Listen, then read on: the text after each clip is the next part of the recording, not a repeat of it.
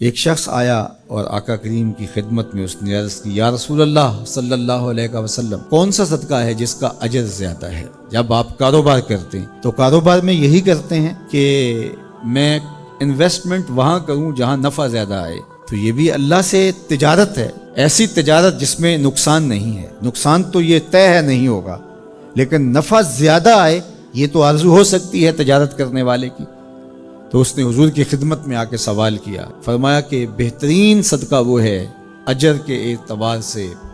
فضل و شرف کے اعتبار سے، اس حالت کے اندر کہ جب تو تندرست ہو، صحیح ہو، اور تجھے مال کی ضرورت اور حاجت اور لالچ بھی ہو، اور تجھے یہ دھڑکا بھی ہو کہ اگر میں نے خرچ کر دیا تو میرا کیا بنے گا، خرچ کر دیا تو میں کہیں فقیر نہ ہو جاؤں، حالات ایسے چل رہے ہو، کساد بازاری کا دور ہو، اور تجھے یہ ڈر ہے کہ اگر میں خرچ کیا تو میں خود بھی تو فقیر ہو سکتا ہوں، اور تجھے اس پیسے سے جو تو خرچ کر رہا ہے نفع بخش کوئی کاروبار بھی مل سکتا ہے، اس سے تیرے رزق میں اور تیرے کاروبار میں اضافہ بھی ہو سکتا ہے، لیکن اس کے باوجود تو کرے، تو فرمایا یہ افضل صدقہ ہے۔ وَلَا تُمْهِلُ حَتَّى إِذَا بَلَغَتِ الْحُلْقُومَ قُلْتَ لِفُلَانٍ كَذَا وَلِفُلَانٍ كَذَا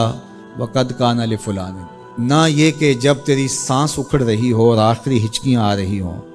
اور سانس حلق کے قریب پہنچ گئی ہو، اور پھر تو کہے یہ میرا مال فلاں کو دے دینا، اتنا فلاں کو دے دینا، اتنا فلاں کو دے دینا۔ اللہ کے محبوب نے فرمایا تو نہ بھی کہتا تو یہ پھر بھی تیرا نہیں ہے، اب تو سب کو چھوڑ کے جا رہا ہے۔ تو بہترین صدقہ وہ ہے کہ جو اس حالت میں کیا جائے جب بندہ خود تندرست ہو، اس کو مال کی ضرورت ہو، اس مال سے عیش و عشرت کر سکتا ہو۔ عمومی طور پہ جوانی کے ایام کے اندر بندہ کہتا ہے یہ جوڑنے کا وقت ہے، حالانکہ اس وقت افضل صدقے کا وقت ہوتا ہے۔ خدا کی راہ میں خرچ کرو، خدا نے یہ نہیں کہا کہ سارا ہی خرچ کر دو، یہ تو کسی کو اعزاز ملتا ہے، یہ تو صدیق اکبر کا اعزاز ہے۔ حضور علیہ السلام کی خدمت میں ایک اور شخص بھی آئے اور انہوں نے بھی سارا مال دینا چاہا، تو آقا کریم نے فرمایا نہیں، سارا خرچ نہیں کرو، اپنے بچوں کے لیے بھی رکھ لو۔ یہ اعزاز صرف حضرت ابوبکر صدیق رضی اللہ تعالیٰ عنہ کو دیا۔ اللہ اکبر۔ کہا کہ میرے دیے ہوئے سے کچھ دو، اب تمہاری مرضی ہے، تم جتنا دے سکتے ہو۔ وہ جوانی میں جب تم صحیح ہو، تندرست ہو، اس وقت تم راہ خدا میں خرچ کرو۔ شہیہن، تمہیں خود لالچ ہو، انسان کہتا ہے کہ اب میں پیسے جوڑوں گا تو جوڑتے جوڑتے جوڑتے میں بہت جو ہے وہ بہتری کی طرف چلا جاؤں گا، لیکن صدقے کو ان حالات کے اندر بھی ترک نہ کرے۔ تیسرا، تخش الفقرہ، کہ تمہیں فقر کا اندیشہ ہو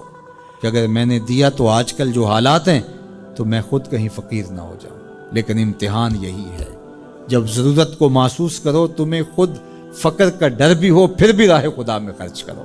تمہارا رب تمہیں فقیر نہیں ہونے دے گا۔ اس لیے کہ حضور علیہ السلام نے قسم کھا کے کہا،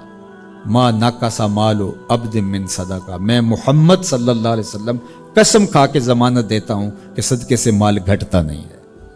اللہ اکبر۔ اور پھر وتامل الغنا،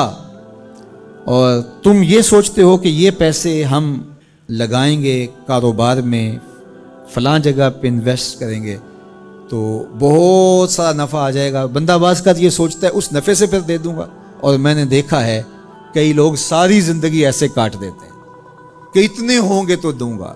نہ اتنے ہوتے ہیں نہ وہ دیتا ہے، کیونکہ یہ لالچ ختم ہی نہیں ہوتا۔